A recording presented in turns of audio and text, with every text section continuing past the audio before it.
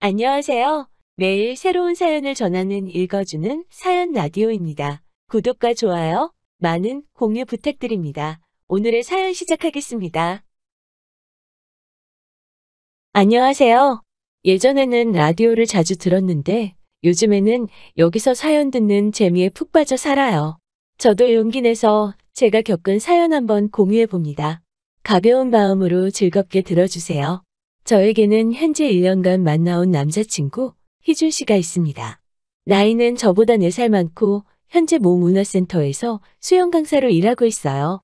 만나게 된 계기는 특별하지 않아요. 제가 그 문화센터의 회원이었거든요.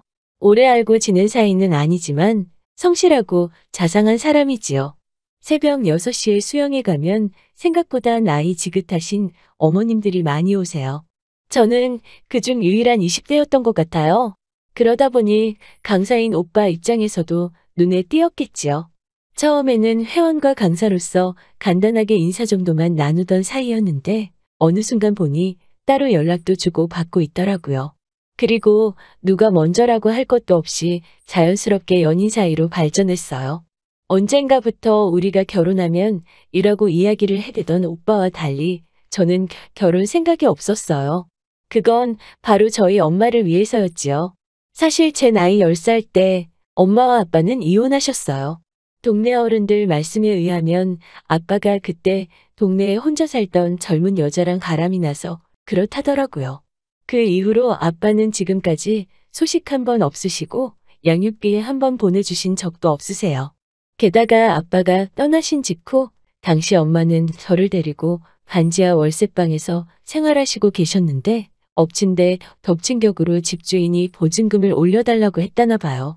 결국 올려줄 돈이 없었던 엄마는 저를 데리고 살던 집에서 쫓겨나듯 나와야만 했고 그 이후로 저를 데리고 숙식이 되는 식당에서 지내게 되셨지요. 아무튼 이렇게 짧게 줄여서 이야기했지만 얼마나 많은 서름과 힘든 일을 겪어오셨는지 모릅니다. 그때부터 지금까지 엄마는 아파도 병원 한번 제대로 못 가시고 여태껏 힘들게 저를 위해 살아오셨어요. 그리고 저도 그에 보답하고자 죽기 살기로 공부해서 여기까지 왔네요. 여담이지만 치과는 정말 돈이 없으면 못 가는 거나 마찬가지더라고요.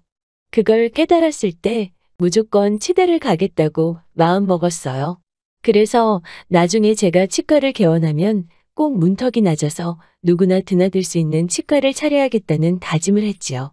그렇지만 막상 치대를 졸업하니 이제 개원하는 게 일이더라고요. 페이닥터도 생각했지만 그러면 또 너무 일에만 매달려 살아야 하는데 더 이상 그렇게 살고 싶지는 않더라고요. 하지만 다른 친구들처럼 집이 부유해서 혼자 병원을 차릴 형편도 아니었고요. 게다가 요즘 치과가 워낙 많다 보니까 시설이나 환경을 갖춰놓고 시작하지 않으면 안 될 것 같더라고요. 이리저리 궁리하고 고민한 끝에 동기 2명과 동업하는 형태로 치과를 개원하기로 했어요. 다행스럽게도 저희 엄마도 의사 실력도 중요하지만 사람들이 아무래도 겉모습도 많이 보지 않냐면서 외양과 설비가 어느 정도 받쳐줘야 한다는 점에 동의하시고 이해해 주셨기 때문에 노후자금 탈탈 털어서 개원에 보태주셨지요. 사실 대학 졸업하면서 다시는 엄마한테 부담 주지 않겠다고 스스로 몇 번이고 결심을 했는데 또 이렇게 도움을 받게 되니 얼마나 죄송스럽고 면목이 없었는지 몰라요. 그래서 제가 그 돈 받으면서 제가 엄마한테 약속을 드렸어요. 앞으로 한 달에 얼마를 벌건 제가 무조건 절반을 드리겠다고요. 그 이야기 하자마자 엄마는 펄쩍 뛰시면서 그럴 필요 없다고 절대로 그러지 말라고 하셨는데 저도 한 고집 하거든요. 제가 일단 엄마 돈 다 갚을 때까지는 그렇게 하고 다 갚고 나더라도 한 달에 얼마씩 꼭 드리겠다고요. 이자라 생각하시고 그냥 받으시라 했어요. 엄마 좋으라고 그러는 게 아니고 제 마음 편하려고 그러는 거니까 그렇게 하시라고요. 할 수만 있다면 이제부터는 돈으로 엄마를 풍족하게 해드리고 싶더라고요. 그동안 못하고 사신 거 지금부터라도 조금씩 누리시면서 사실 수 있게 말이지요. 그래서 오빠가 결혼하자고 했을 때 솔직히 많이 당황스러웠지요. 무작정 결혼하기 싫다고 말하면 오빠가 행여나 이상한 오해할까 싶어 솔직하게 털어놓았어요. 오빠도 내 사정 알다시피 이제 막 병원을 개업했고 엄마한테 돈도 갚아야 한다고요. 그리고 당분간은 엄마랑 시간을 보냈는데 집중하고 싶다고요. 오빠도 제가 수입의 일정 부분을 엄마한테 드리는 건 알고 있었지만 그게 반이었는지는 몰랐어요. 그래서인지 제가 액수를 이야기했을 때 깜짝 놀라더군요. 하지만 남자친구도 이내 그럴 수밖에 없는 제 이유에 수긍하곤 자기가 더 잘하겠다며 좋게 좋게 이야기가 끝났어요. 그런데 다음 날 남자친구가 점심이나 같이 하자며 병원을 찾아왔어요. 다행히 예약 환자가 없어서 남자친구와 여유 있게 식사를 할 수 있었어요. 남자친구는 주저하더니 조심스레 다시 결혼 이야기를 꺼내더라고요. 저는 그날 이야기가 어느 정도 끝났다고 생각했는데 말이지요. 제가 다시 한번 결혼은 천천히 했으면 좋겠다고 이야기하니까 남자친구가 엄마한테 돈 드리는 거랑 결혼이랑 무슨 상관이냐고 묻더라고요. 저는 당장은 엄마와 병원 두 가지에만 신경 쓰기에도 벅차다고 이야기했어요. 오빠랑 만나는 것도 물론 중요한 일이지만 연애는 어느 정도 조절이 가능하지 않냐? 하지만 결혼은 조절이라는 게 안 되는 거 아니냐고요. 그러자 오빠는 정말 돈 들이는 것 때문에 제가 결혼을 주저하는 거면 자기가 그거 대해선 일체 반론하지 않겠으니 결혼에 대해서 다시 생각해 보라고 하더라고요. 오빠는 하루빨리 저와 결혼해서 알콩달콩 살고 싶다고 말이지요. 그래서 저는 내친 김에 저는 결혼해서 엄마를 모시고 살고 싶다고 말했어요. 모시고 사는 게 어려우면 혼자가 되는 엄마의 주변에다가 집을 얻고 싶다고요. 그러자 오빠의 표정이 좀 굳어지더라고요. 오빠도 내심 오빠 부모님 모시고 살고 싶었나 봐요. 저도 물론 그 마음 이해는 하지만 제 코가 석자인 사정인지라 혼자 사시는 엄마 두고 양쪽 다 계신 오빠 부모님 모시고는 못 살 것 같다고 솔직히 말했어요. 그러자 오빠가 한다는 말이 자기가 부모님을 모시지 않으면 집은 어떻게 하냐고 묻더라고요. 저는 솔직히 이게 무슨 말인지 처음에 이해가 잘 안 되더라고요. 그런데 다시 들어보니 오빠 말인즉슨 오빠가 부모님을 모시지 않으면 유산을 한 푼도 주지 않겠다고 하셨대요. 그리고 오빠는 지금 모아둔 돈이 별로 없다고 하더라고요. 사실 오빠는 제가 알기로 월 250 정도 벌고 있는데 씀씀이가 아주 커요. 외제차를 리스로 몰고 신발은 카드 할부로 명품 사는 걸 주저하지 않아요. 제가 한 번은 그 점에 대해서 잔소리 아닌 잔소리를 했더니 이 정도도 안 하면 고객들이 자기에 대해서 신뢰감을 느끼지 못한다고 하더라고요. 남자친구는 본인 직업에 대한 프라이드가 굉장히 강한 사람이었고 무엇보다 오빠가 오빠 돈을 쓰는 거니까 제가 더 이상 뭐라고 할 권리는 없으니까요. 그런데 이제 와서 모아둔 돈이 없다고 하니 좀 답답하긴 하더라고요. 모아둔 돈도 하나도 없으면서 결혼하자고 하는 오빠가 이해가 잘 안 되더라고요. 근데 뭐 저 역시 오빠 부모님, 그러니까 시부모님을 모시고 살 생각도 없으면서 도움받는 것도 말이 안 되는 것 같아서 그럼 일단 월세로 오피스텔 하나 구해서 거기서 시작하자고 했지요. 오빠는 그래도 주변 사람들 보는 눈도 있는데 어떻게 오피스텔에서 시작을 하냐고 묻더라고요. 내심 제가 대출받기를 원하는 것 같았지만 저는 그럴 필요를 느끼지 못했기 때문에 못 알아들은 척했어요. 저는 그리고 결혼 비용은 반반 부담하자고 말했어요. 최대한 검소하게 하자고요. 그러자 오빠가 한다는 말이 주변 사람들이 자기 여자친구가 치과 의사라는 거 다 아는데 어떻게 그러냐고 묻더군요. 사실 여기서부터 뭔가 이상하다는 생각이 들었어요. 아무튼 말 나온 김에 결혼에 대해서 이런저런 이야기가 오가기 시작했지요. 이야기가 생각보다 길어질 것 같아서 일단 병원에 전화해 오늘 못 들어갈 것 같다고 양해를 구하고 본격적으로 이야기를 나눴습니다.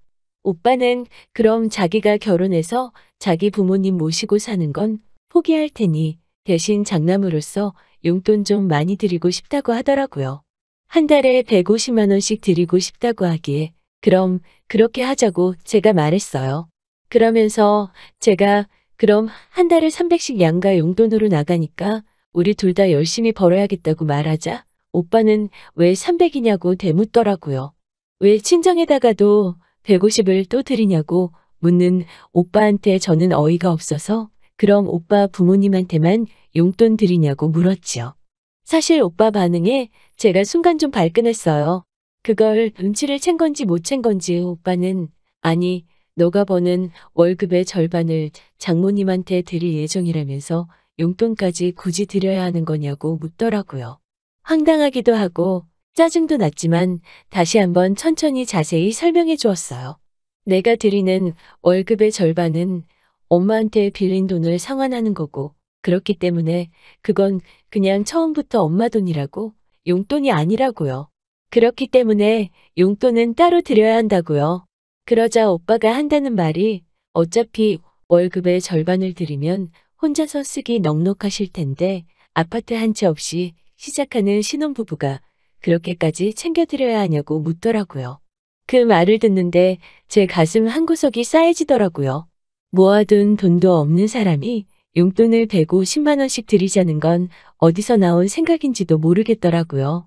그래서 저는 결국 오빠한테 그럼 내 월급, 오빠 월급 서로 따로 관리하자고 했어요. 오빠가 시댁에 100만 원을 드리던 200만 원을 드리던 전 상관하지 않겠다고요. 대신 생활비만 한 달에 반만씩 부담하고 그 외에 예를 들어 경조사비나 부수적으로 들어가는 비용도 그때그때 정확하게 반만 부담하자고요.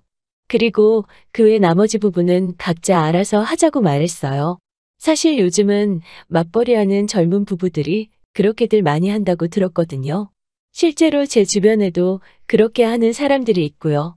물론 솔직히 저랑 오빠랑 둘의 수입 차이가 많이 나는 건 저도 잘 알고 있었고 그걸로 행여나 오빠 기죽이는 일 없게 하려고 한 번도 직접적으로 이야기를 한 적은 없었어요.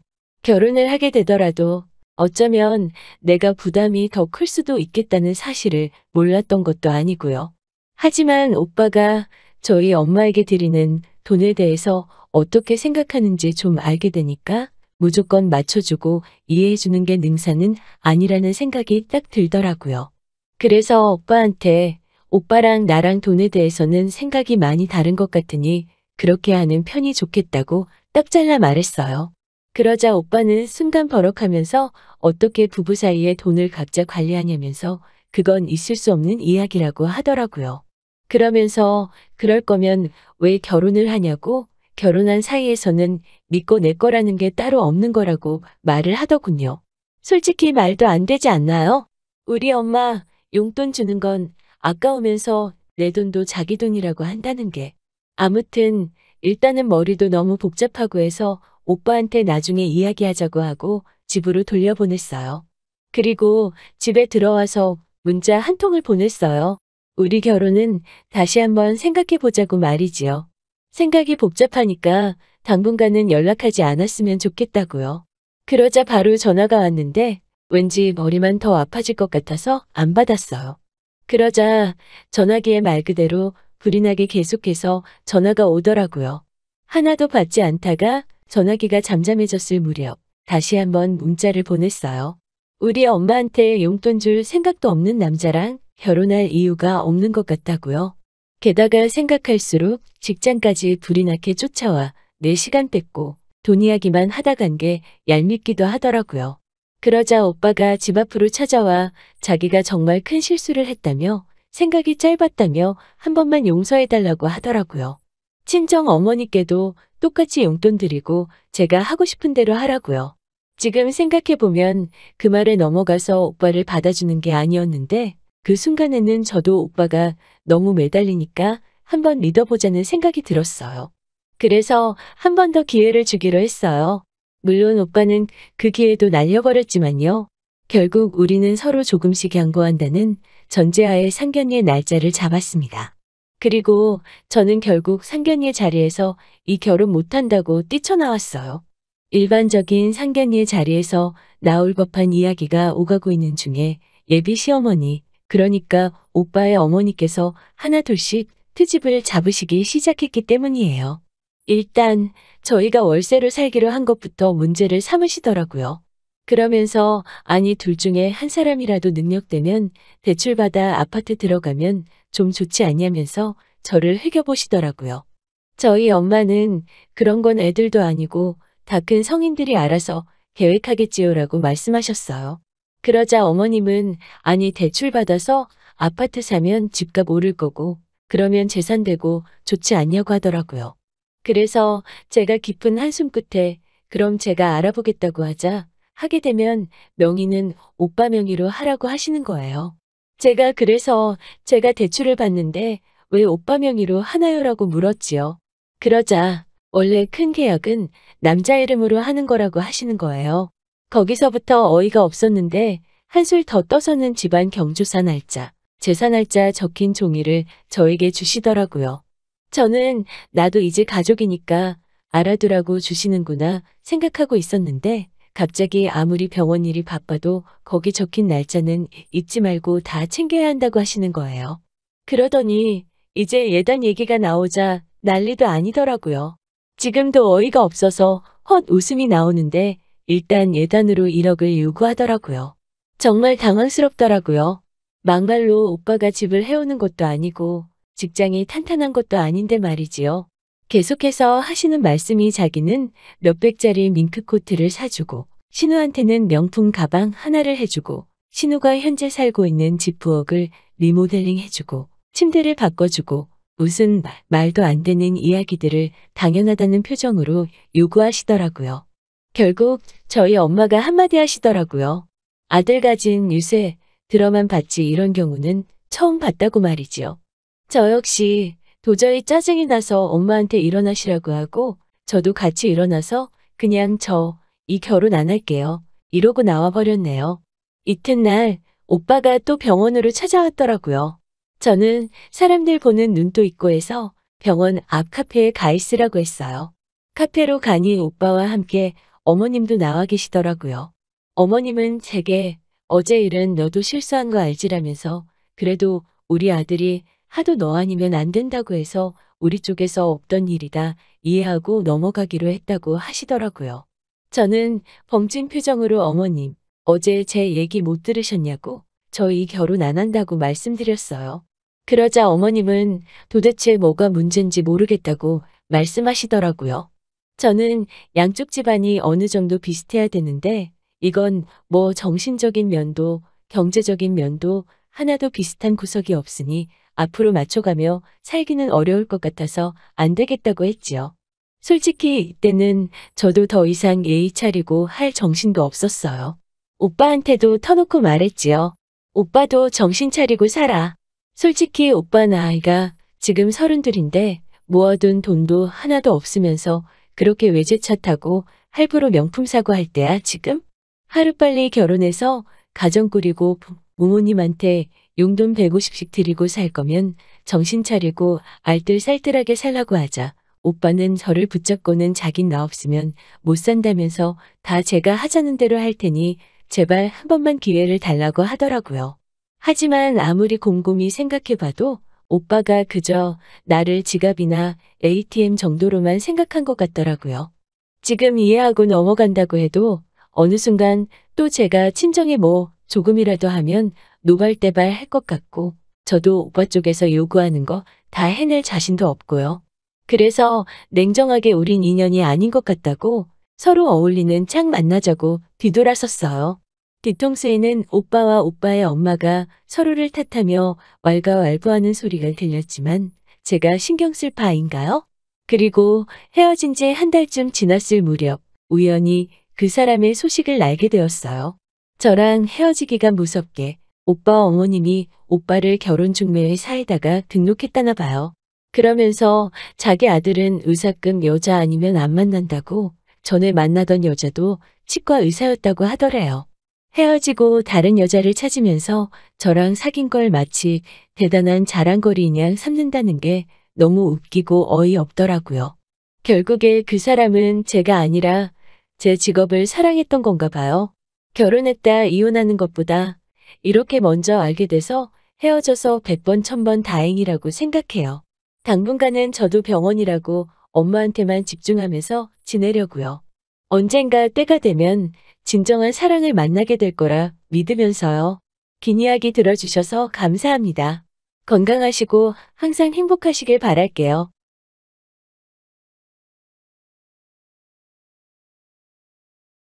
긴 이야기 들어주셔서 감사합니다. 오늘의 사연은 여기까지입니다. 구독과 좋아요, 알람 설정해주시면 앞으로 더 좋은 사연으로 찾아오겠습니다. 감사합니다.